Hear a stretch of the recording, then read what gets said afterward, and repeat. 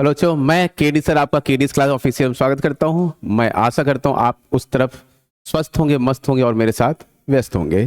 तो आज हम लोग फर्दर क्वेश्चंस लगा रहे हैं कॉन्टिन्यूटी और डिफरेंशियबिलिटी के। आज और भी क्वेश्चंस के सेट है। उसके साथ जैसा कि मैंने वादा किया हुआ है कि क्वेश्चन के साथ में हम लोग कॉन्सेप्ट को भी सीखते चलेंगे, जिससे कि आपके कॉन्सेप्ट का क्विक रिवीजन भी होता चले और साथ में उससे मिलता जुलता कुछ भी क्वेश्चंस या कॉन्सेप्ट उससे मिलता जुलता है उसको आप क्लियरली आप उसको कर पाए। चलिए फिर देखते हैं। If the function f x is equal to 1 minus cos x whole upon x square for x does not equal to 0 is continuous at x equal to 0, then for x equal to 0 then find the value of k। इसका मतलब given क्या है? Given है f x is continuous at x equal to 0। इसका मतलब क्या है? That implies LHL will be equal to RHL will be equal to value of function. यहां पर LHL RHL का कॉन्सेप्ट इसलिए नहीं लगना है क्योंकि यहां पर किसी उस पॉइंट के अबाउट फंक्शन का डेफिनेशन नहीं चेंज है। इसका मतलब सीधे सीधे हम लिमिट निकालें। क्या? Limit x approaches to 0 1 minus cos x upon x square. ठीक है। और अगर हम वैल्यू ऑफ फंक्शन की बात करें, value of function means f of 0, that will be equal to k।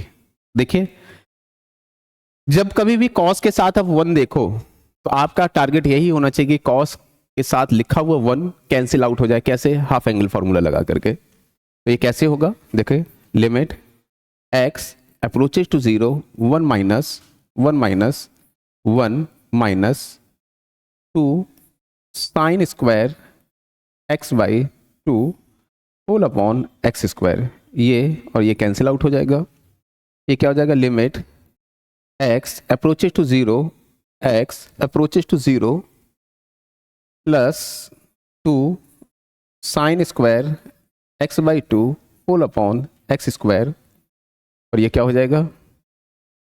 2 limit x approaches to 0 sine x by 2 divided by x, इस पूरे का whole square. This will be limit into, इसका value क्या हो जाएगा? 1/2 का whole square. This will be 2 into 1/4। This is equal to 1/2। Value of function क्या है? अगर f x function is continuous at x equal to 0, इसका मतलब limit x approaches to 0 f x will be equal to f of 0। तो limit की value क्या है? Limit की वैल्यू हाफ है, f ऑफ 0 की वैल्यू k है। इसका मतलब k is equal to value क्या आई? Half. C part is the correct answer. चलिए फिर आगे की तरफ बढ़ते हैं।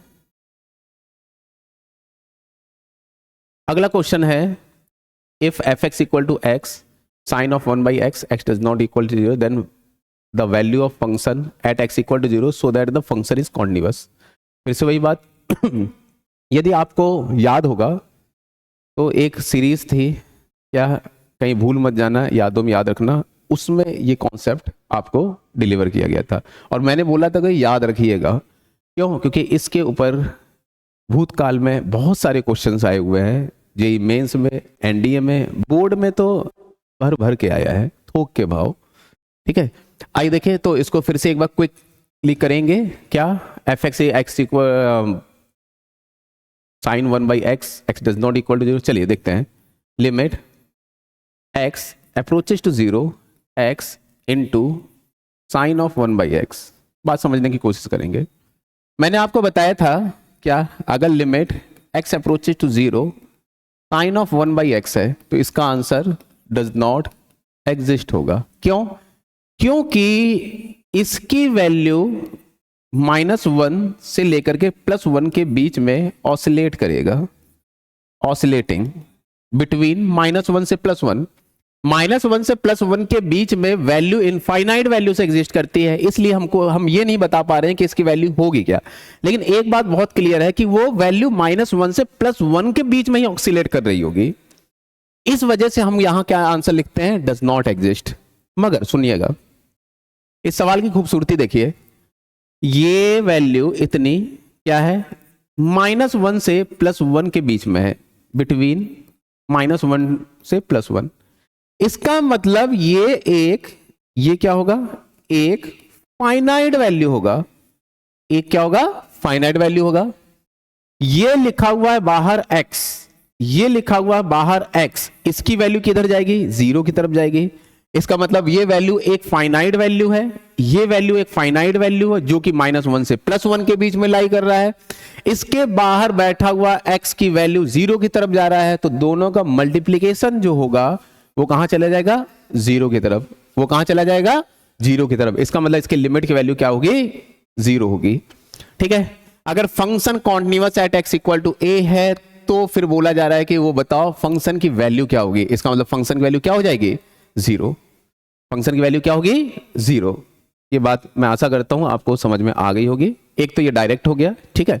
लेकिन अगर बोर्ड में आता है तो बोर्ड में आप ऐसे नहीं करोगे कि आप कह दो कि केडी सर ने बोला था ऐसे लगा दो 3 नंबर का क्वेश्चन, मिल जाए आपको 0 नंबर।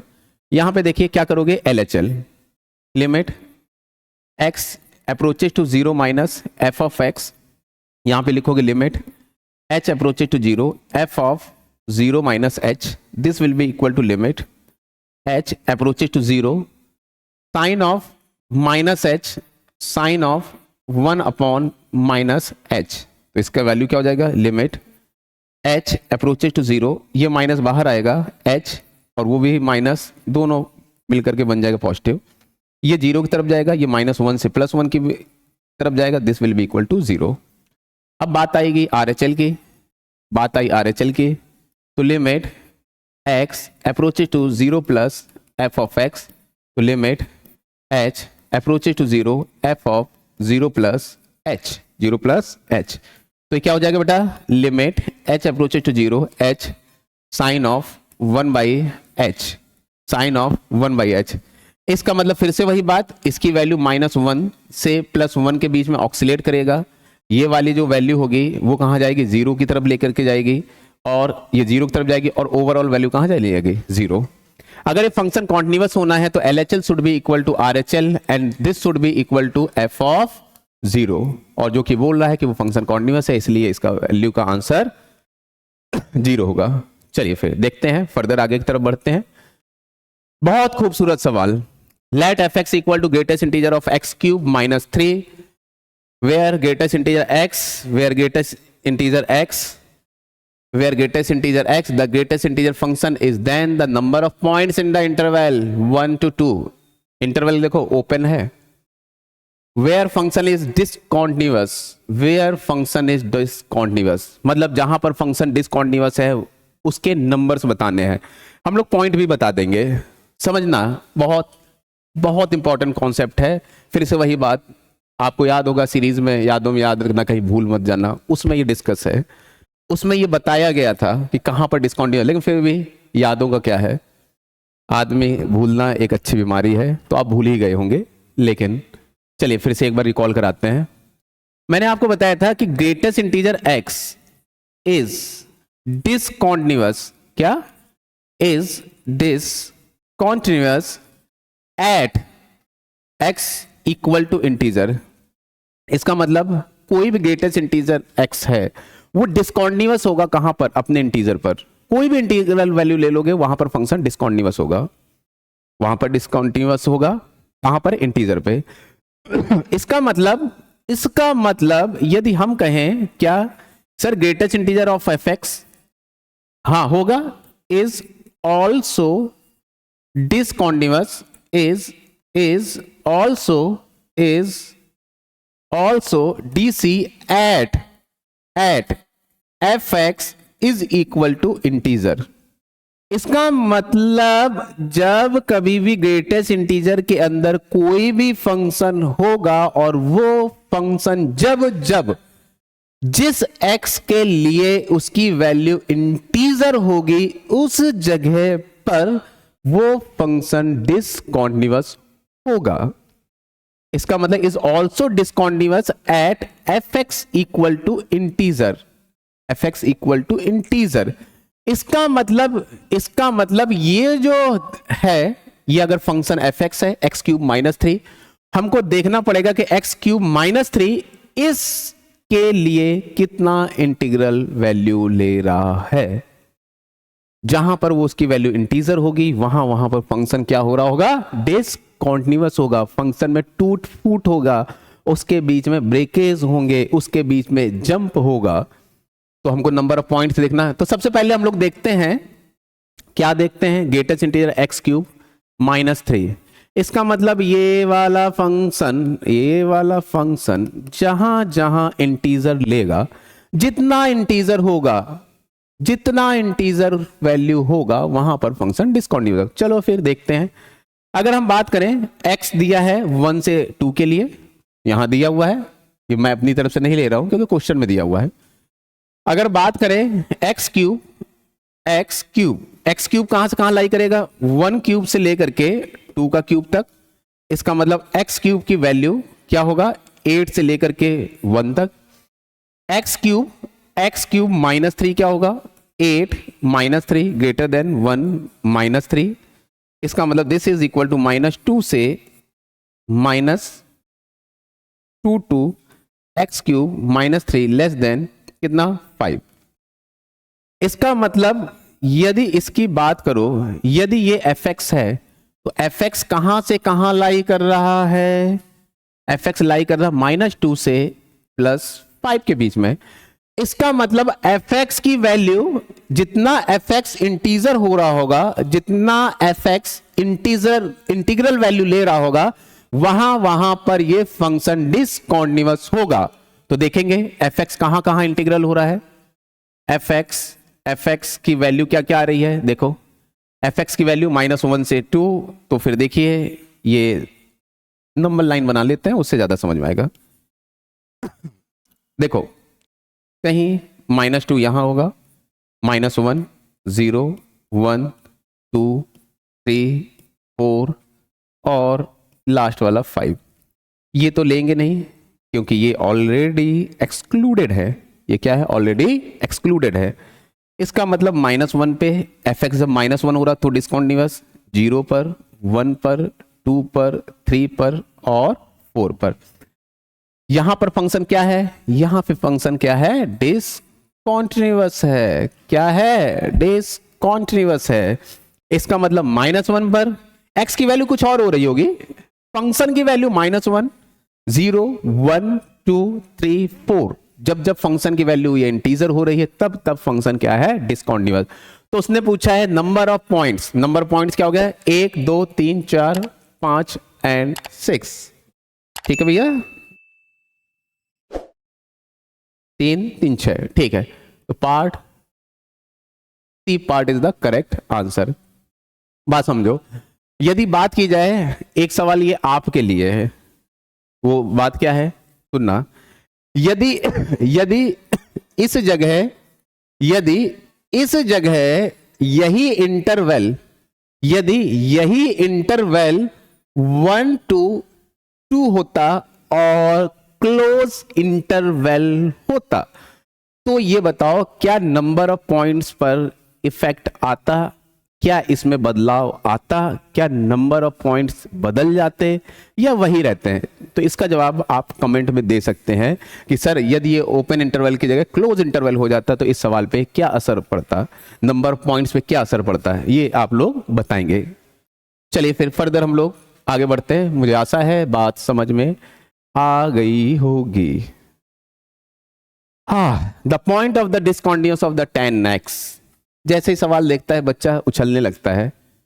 पूछ लो कि बच्चे बताओ 10x डिसकंटीन्यूअस है क्या या कॉन्टिन्यूअस है, तो उसके मन में सबसे पहले विचार आता है डिसकंटीन्यूअस है। सही बात भी है, मगर बात सुनना, दुनिया में कोई पूछ ले 10x कैसा फंक्शन है, डिसकंटीन्यूअस मत बोलना, कॉन्टिन्यूअस बोलना।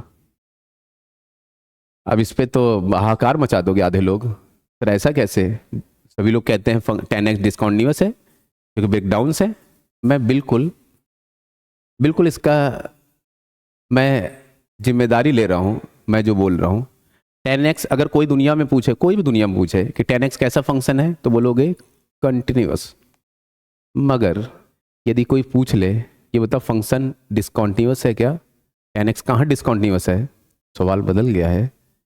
आप कहोगे अरे सर बात तो वही है, नहीं, बात में अंतर आ गया।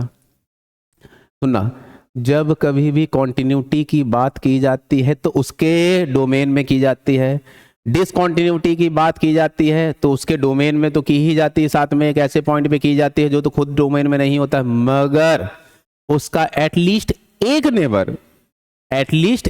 नेबर उसके डोमेन का पार्ट होना चाहिए। तो बात समझना, the points of discontinuity of 10x, अब डिसकॉन्टिन्यूटी की बात हो रही है, इसका मतलब उसके डोमेन की तो बात करेंगे, एक ऐसे भी पॉइंट पे बात करेंगे जो खुद तो डोमेन में नहीं है लेकिन एटलीस्ट एक नेबर उसका डोमेन में होना चाहिए। भैया n पाई, अबे यार डोमेन में है भाई, और डोमेन में है तो फंक्शन हर जगह डिस्कॉन्टिन्यूअस है। 2n पाई, अरे यार वही तो लिखा हुआ है, बस ये इंटीग्रल मल्टीपल हो गया, इवन इंटीग्रल मल्टीपल हो गया है, तो भैया हटाओ। अबे ये, हाँ सर ये तो उसका डोमेन का पार्ट नहीं है। क्यों? क्योंकि ये जो लिखा है π/2 के साथ एक ऑड नंबर लिखा है, मतलब ऑड नंबर लिखा है, क्योंकि ये इवन नंबर उसमें +1 करोगे -1 करोगे तो हमेशा ऑड इंटीजर मिलेगा। ये तो डोमेन का पार्ट नहीं है, हाँ ये डोमेन का पार्ट नहीं, लेकिन इसका नेबर, दोनों नेबर क्या है, डोमेन का पार्ट है, और ऐसे पॉइंट अक्सर कर डिस्कॉन्टिन्यूअस होता है। इसका मतलब उसने पूछा है the point of the discontinuous of 10x are, इसका मतलब ये है। क्यों? क्योंकि 2n + 1 π/2 उसके डोमेन का पार्ट नहीं है, मगर फिर भी उसकी डिस्कॉन्टिन्यूटी की चर्चा की जाएगी। अगर फंक्शन बोल देता कोई 10x इज कॉन्टिन्यूअस तो बोल देते इट इज ऑलवेज कॉन्टिन्यूअस। क्यों? क्योंकि वहां पे डोमेन की बात होती। चलिए फिर आगे बढ़ेंगे, पीछे बढ़ जा रहे हैं बार बार। चलिए फिर, ओह ये तो डायरेक्ट कॉन्सेप्ट है यार। If fx is continuous function and gx be discontinuous function, तो बताया यार, एक कॉन्टिन्यूअस है दूसरा डिसकॉन्टिन्यूअस है, plus minus will be always discontinuous. तो यहां तो प्लस ही प्लस लिखा है, हाँ must be discontinuous, must be. Multiplication के बारे में हम बात ऐसी नहीं कर सकते हैं। आहा, ओफो ओफो, गजब सवाल है क्या। सुनना, फिर से वही मॉडुलस ना होता तो सवाल 2 कौड़ी का। Consider the function x² mod of x does not equal to, जो सबसे पहले मॉडुलस को मतलब फंक्शन को डिफाइन करते हैं। देखो फंक्शन है, अगर हम बात करें तो हम कह सकते हैं mod ऑफ x² लिख सकते हैं, this is the mod of x does not equal to 0, इसका मतलब this will be cancel out, and 0 x equal to 0, इसका मतलब fx इज प्लस x किसके लिए, यदि x इज ग्रेटर देन 0 है, minus x if x is less than 0 है, sorry is equal to 0 if x is equal to 0। अरे यार सवाल तो खत्म, देखो बोला क्या, फंक्शन इज डिसकॉन्टिन्यूअस एवरीवेयर, गंदी बात। फंक्शन इज कॉन्टिन्यूअस एवरीवेयर, अच्छी बात। f dash x exist between -1 to 1, गंदी बात। f dash x exist in -2 से 2, गंदी बात। कैसे समझना, ये x इक्वल टू 0 पे 0 डिफाइंड है, उसके अलावा fx हमेशा कॉन्टिन्यूअस है, ये भी हमेशा कॉन्टिन्यूअस है। इसका मतलब अगर इसका ग्राफ बनाया जाए ना, बना ही देता हूं यार, बनाया क्या जाए, लो भैया देख लो। हाँ क्या है, x इक्वल टू 0 पे 0, उस पर प्लस x ग्रेटर के लिए, ये लो हो गया।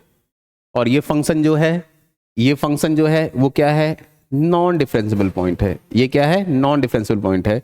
यहां से अगर आप देखोगे तो इसका आर एच डी, अगर क्योंकि फंक्शन ऑलवेज कॉन्टिन्यूअस है तो इसका चाहो तो f डैश x सीधे देख सकते हो, this will be +1, this will be -1 and this one is definitely 0। ठीक है, तो इसका मतलब इसका RHD will be equal to +1 and इसका LHD will be equal to -1 और 0 पे 0। और दूसरा साफ साफ दिख रहा है यार, ये चोच जैसा है, नुकीला टर्न है, शार्प टर्न है, इसका मतलब इसका f' 0 पर तो एग्जिस्ट नहीं करेगा और 0 दोनों में आ रहा है। ठीक है, तो इसका मतलब function is continuous everywhere, is continuous everywhere. मुझे आशा है बात समझ पा रहे हो, थोड़ा तेज चल रहा हूं लेकिन ये सोच करके कि आप लोगों ने काफी, ठीक है, टुकड़ों में लेकर के आ रहा हूं सवाल, कुछ 5 सवाल 6 सवाल जिस पे ज्यादा डिस्कशन हो सके, जिससे आपको समझने में दिक्कत ना हो। कॉन्सेप्ट समझिए, सवाल तो 11-12 लेवल पर और जेई लेवल पर बहुत सारे दुनिया में इतने सवाल हैं कि आप एक टॉपिक पर पूरे साल भर लगा सकते हो, कॉन्टिन्यूटी के अंदर पूरे सवाल साल भर लगा सकते, लेकिन कॉन्सेप्ट इतना सा है, इतना उसको सीखना है। कॉन्सेप्ट की लर्निंग प्रॉपर होनी चाहिए। मैं आशा करता हूं जो बात समझाई गई आपको समझ में आ गई होगी। नेक्स्ट वीडियो में फिर से मिलेंगे नए जोश, नए उमंग और नए कॉन्सेप्ट के साथ। तब तक के लिए जय हिंद, जय भारत।